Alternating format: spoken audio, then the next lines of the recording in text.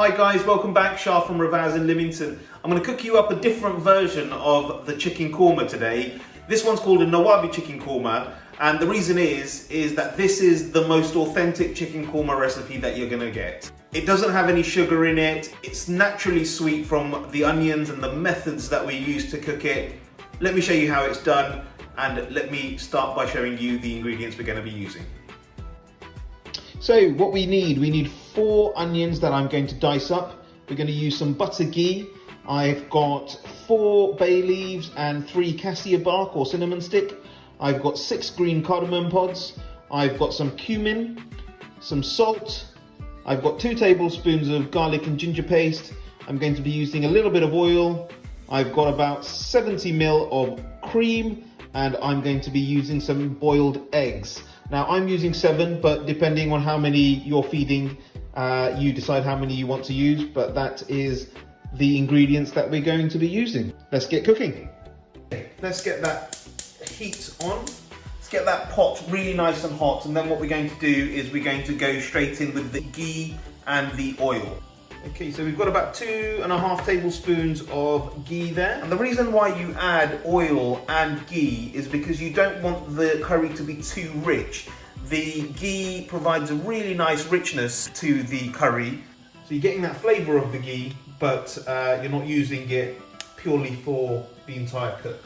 Okay, so first things first, we're going to go in with the dry spices. So that's your cinnamon, your bay leaves, and your cardamom pods. And you let those fry off for about 30 to 45 seconds, just so that you're releasing the flavour of those into the oil and ghee. Okay, so they've been frying off for about 45 seconds. Now I'm going to go straight in with the onions. And to that, you're going to go straight in with the garlic and ginger paste.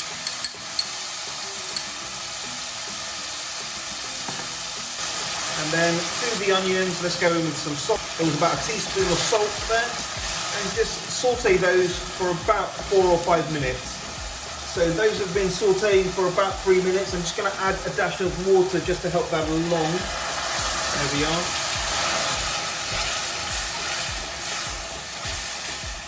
Stir that in, and what I would suggest is put a lid on that and leave that to cook for about another 4 minutes or so. Okay, so those have been cooking away now for about 4 or 5 minutes. You can see they're taking on that really nice caramel sort of colour.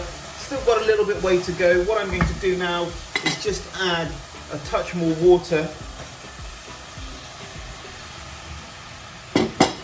just so that they don't dry out and they don't catch on the bottom of the frying pan there. And just let those again cook out for another 3 or 4 minutes. Put a lid on that, just helps with retaining that heat in the pot and helps soften the onions. Okay, so I've given that another 4 minutes or so. Let's see how we're getting on. That is coming along beautifully. What we're going to do, those onions have softened up now. So what we're going to do is go ahead and use a potato masher just to sort of mash those onions up, and that will provide a really delicious sweetness to the onions. Okay, so you just go in straight with the potato masher and just start mashing the onion, just so that you're breaking them down and they turn into a delicious sauce. So as you can see, they're breaking down really nicely in this pot. It's just a matter of really cooking those onions out and mashing it with all the spices in there as well. You're also helping release all their flavour into those onions. That is looking absolutely perfect. And now what we're going to do is we're going to go straight in with the spices. So what we're going to do is just cumin powder in this one. And we're going to do 2 teaspoons, 2 heaped teaspoons. So 1 there, and there. Give that a good stir. Let that cook out for about 30 to 45 seconds, and then we're going to go ahead and add the chicken. So that's been about 45 seconds. We're going to go ahead and add the chicken. What you'll notice is I'm using on-the-bone chicken, and I just feel that adds to the flavour of the curry. You get the delicious flavour from the marrow of the chicken, and that just helps with the flavour of this particular curry. If you've got boneless chicken, that's absolutely fine also, but I just prefer this recipe with on the bone chicken. Give that a good mix. You'll see the natural moisture of the chicken come out of that as well. Now this is a great curry for kids. I know my girls absolutely love this. It's got no chili in it whatsoever. Just real nice cumin flavour, and you get a sweetness from those onions. The boiled eggs that we're going to add to it just adds another depth, another texture, and they absolutely love it with either some naan breads or some rice.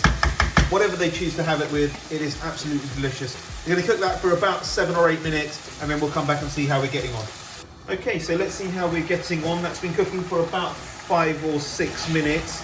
See, the natural juices from the chicken has released. You're looking at a beautiful sauce there. Just let that cook.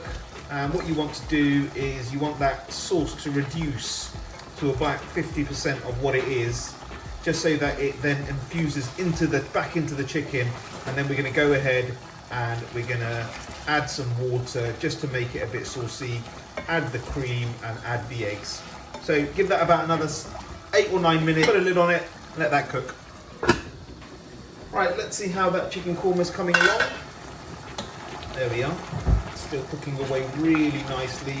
We're going to leave the lid off that for a few minutes just so that it thickens up, and then we're going to go ahead with the eggs and the cream. So give it a few minutes and then we'll come back to it.